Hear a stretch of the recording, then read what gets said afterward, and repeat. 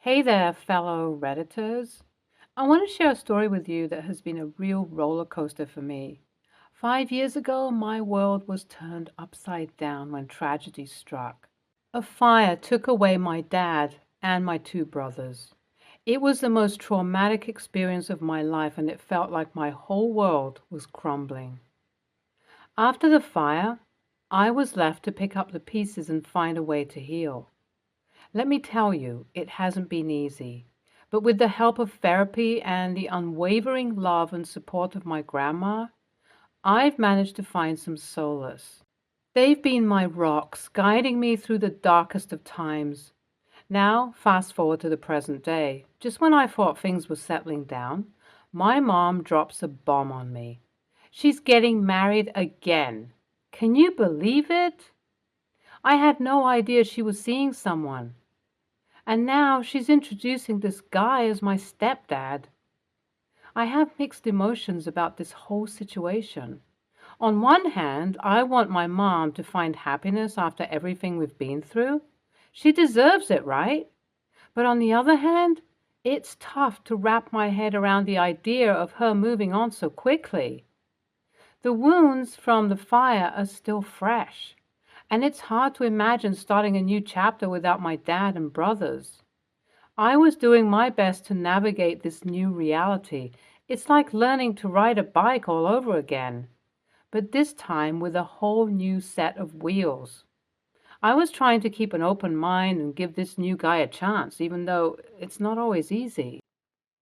But things that happened next, one after the other, made me very bitter towards my mom. She got pregnant with twins. Yep, you heard that right. They found out that they will be having twin boys. But here's where things get complicated. When my mom and stepdad announced that they wanted to name the twins after my deceased brothers, I was taken aback. I mean, seriously? It's still so fresh and traumatic for me. And I couldn't fathom having two new family members walking around with the same names as my brothers. It felt like a cruel twist of fate. Don't get me wrong, I understand that my mom and stepdad may see it as a way to honor my brother's memory. I get that.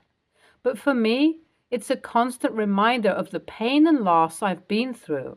It's like reopening old wounds, and I just can't bear the thought of it. I had to gather the courage to speak up and share my feelings with my mom and stepdad. It wasn't an easy conversation, let me tell you.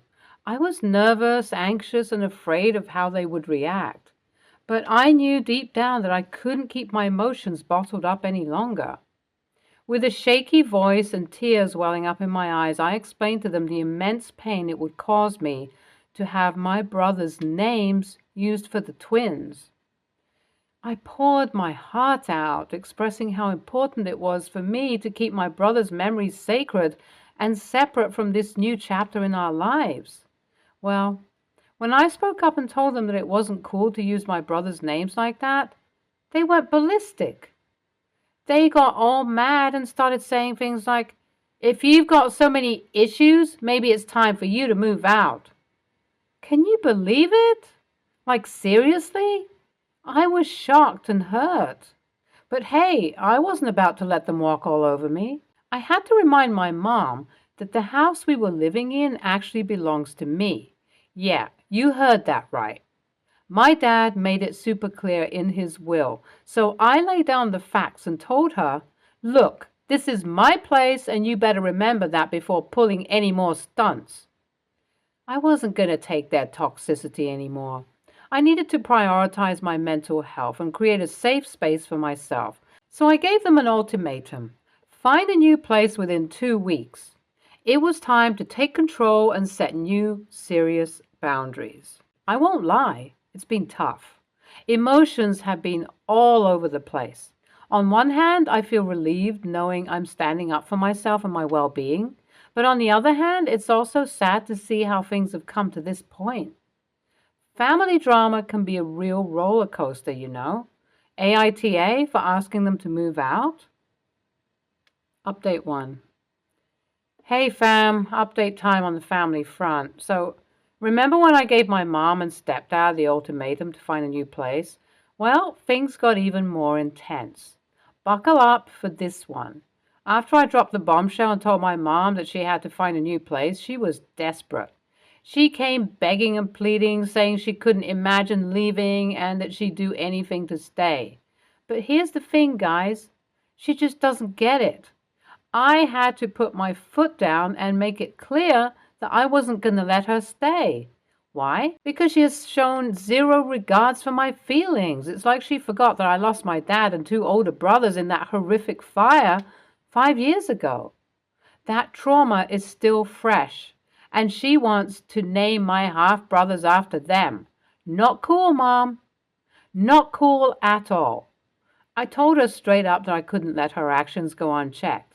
It's about respect, you know? I've worked so hard to heal and find my footing again, and I won't let her sweep my emotions under the rug. I deserve better than that. We all do. I know some of you might be thinking, wow, that's harsh. But trust me, it's not easy for me either.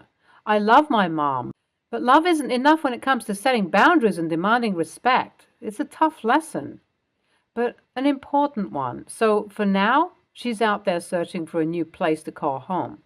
I hope this whole situation serves as a wake-up call for her. We all make mistakes, but it's how we learn and grow from them that really counts. I'm sharing this update with you all because I know some of you might be going through similar struggles with your families. Remember, you have the right to stand up for yourself and demand respect. It's not selfish, it's self-care. I'll keep you posted on what happens next. In the meantime, if any of you have gone through similar experiences or have advice to share, hit me up. We're in this together, navigating the messy waters of family dynamics. Stay strong and keep those boundaries intact. Update 2. A whole week later, they hadn't found anything that fits their budget. Can you believe it? Talk about karma. So, in her desperate search for a solution, my mom decides to turn to my grandma for support. You know, the same grandma who raised me and has always been there for me? Well, let me tell you guys, that backfired big time. When Grandma found out about the whole situation, she didn't hold back. She straight up blamed my mom for never taking care of me as her own daughter. Ouch. Grandma knows the real deal and she isn't afraid to call it out. I have to admit, it was kind of a bittersweet moment. On the other hand, I felt validated. Finally, someone was recognizing all the ways my mom had let me down over the years. It's like Grandma saw straight through her facade and wasn't afraid to speak up. But on the other hand, it was also a reminder of the pain and disappointment I felt because of my mom's actions or lack thereof. It stings, you know? It's a mix of emotions like a roller coaster ride that won't let up. The whole situation is definitely messy and I can't say I'm enjoying it. But deep down, I know that Grandma has my back. She's always been my rock, the one who has truly been there for me when I needed it the most. I'm grateful for her unwavering support. As for my mom, well, she's still scrambling to find a solution. I can't help but feel a tinge of sympathy for her, but at the same time, I can't let her off the hook. She needs to face the consequences of her actions and learn from this experience. So guys, that's the latest update on the family front. It's messy, it's complicated, but hey, what family isn't? We're all just trying to navigate this crazy thing called life. And as always, I'm grateful to have you all here to share the ups and downs with me. Update 3. Hey fam, time for another update on the never-ending family drama. So here's the deal. My mom still hasn't managed to find a new place to live, and as much as I want her out of my space, I couldn't bring myself to kick her to the curb just yet. Yeah, I have a heart. What can I say? I decided to extend her stay for another month, but I made it crystal clear that this was her last chance. After that, the cops will be getting involved. Yeah, it sounds harsh, but I gotta protect my sanity, you know? But here's the twist. I came up with a possible solution that might work for both of us. I suggested to my mom that she takes the entire first floor of the house and pays rent directly to me. It's like a win-win situation. I get some much needed space and independence, and she gets to stay under certain conditions. Sounds reasonable, right? We're still in the negotiation phase, so I'm not sure how it'll all pan out. But hey, at least we're trying to find a middle ground. It's all about compromise and finding a way to coexist without tearing each other's hair out. To be honest, I'm not entirely thrilled about this arrangement. I'd much rather have my own place and be free from all this family drama. But life doesn't always give us what we want, and sometimes we have to make the best of the situation we're in. Well, folks, that's all I have for this venting session. Thanks for being my virtual sounding board and letting me get all this off my chest. It means a lot to have a community of understanding peeps like you. Until the next update, take care, peace out.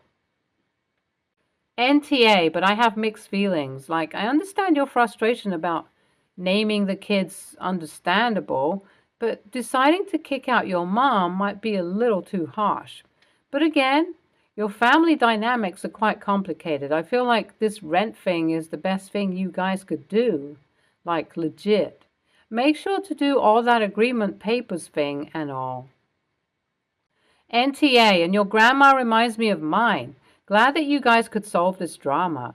Look, I think it would be quite nice if you get an opportunity to be a part of your little brother's life because, well, what did they do, right? I don't know what your dynamics are with your stepdad, but if this is causing mental stress, you should stay away. Next story. My oldest son, 24, is not my wife's biological child and is my child with my late wife. My late wife and I bought a 3-bedroom house when we got married. When I remarried, my current wife moved into this house with me, but I never put her name on the deed. The house was only in my name. My wife and I ended up having several children and needing to move into a bigger house. When we bought our new home, she wanted me to sell the old one. I said no, that this home was something my late wife and I purchased with the hope of one day passing on to our son. I would make it a rental property instead. That was one of the biggest fights we ever had. She insisted we compromise, but I refused to do so. When my son graduated from college, I put his name on the deed to the house with mine, which was another fight. But I felt he was the appropriate inheritor to his mother's share. I didn't share any of the rental income with him, though, as I was still paying all the taxes and insurance. At this point, the mortgage is paid off. I net over $2,000 a month from this house, which goes into the household budget. My son just got engaged and wants to move into the house after he marries his fiancée. He suggested he pay half rent and eventually buy out my share of the house.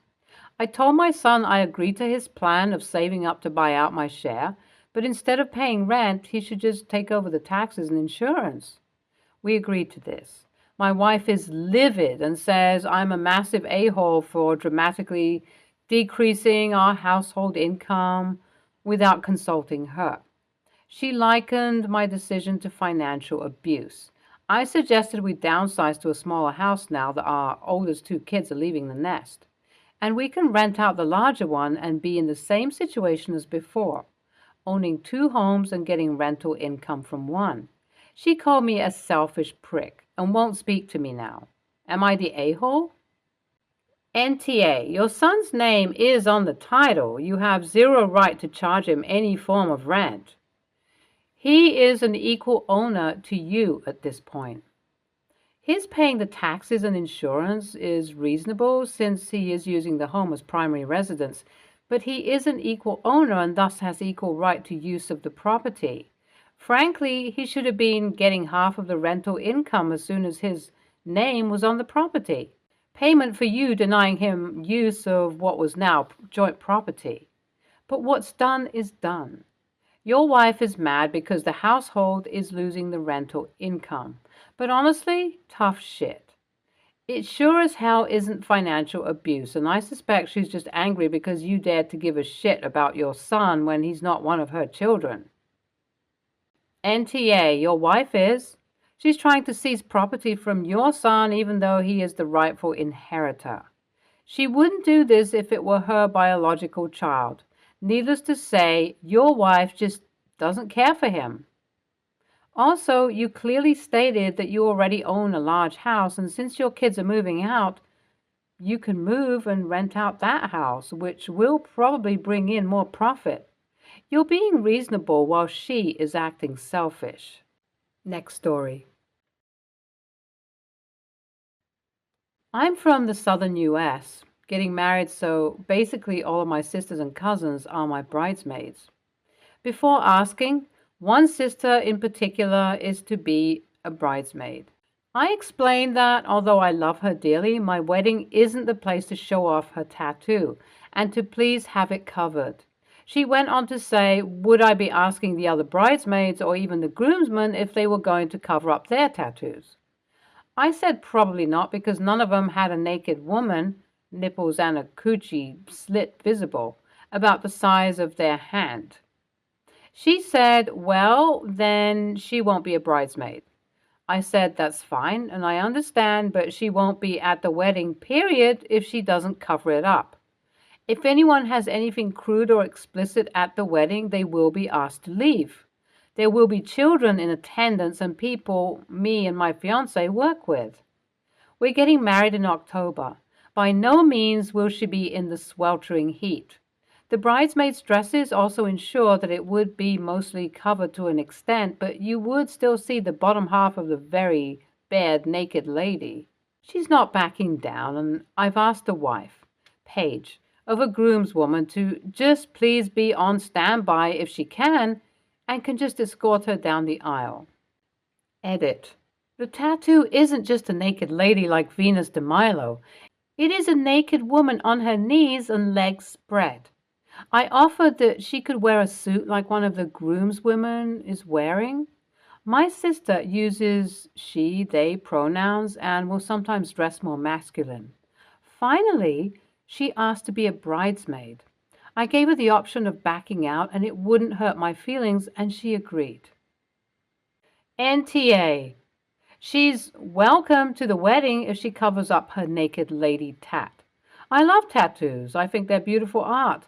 But if you have a full-on naked woman, you have to understand that when children are present, this is just not acceptable. Not that there is anything wrong with a woman's body, but if you're uncomfortable, then you're uncomfortable. Truly astonishing the number of people thinking A, children won't notice, and B, that childcare is her profession and her clients will be there, and C, it's the South, where manners on being ladylike and gentlemanly are especially strict, and D, why, after hiding this explicit tattoo for years, does she need to showcase at OP's wedding, which is 100% not about her?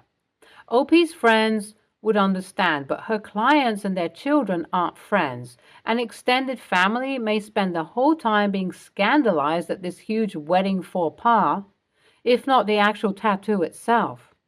It causes a huge stink when a guest wears white to a wedding. This is similarly disrespectful. Next story. I'm 21, male. Last week, my younger cousin, 21, male, passed away unexpectedly. It came as a huge shock and has taken a massive toll on my family. In the meantime, I have been there for my family and other younger cousins to support them.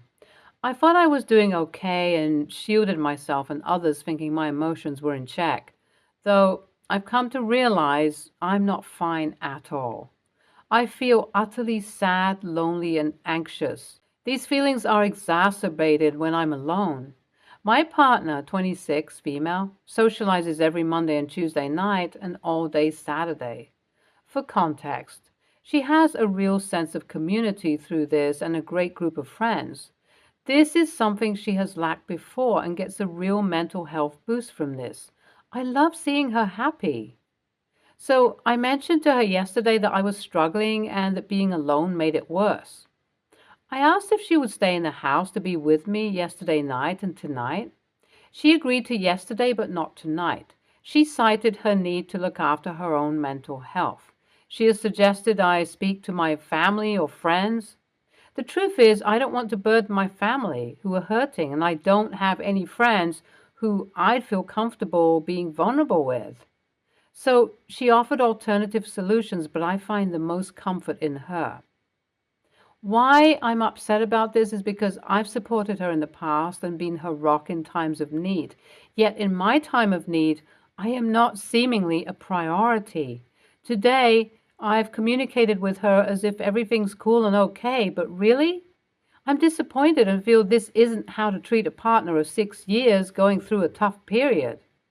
Reddit, AITA, I see her perspective and that she has provided alternative solutions, but my head's too foggy to think clearly. Opinion 1.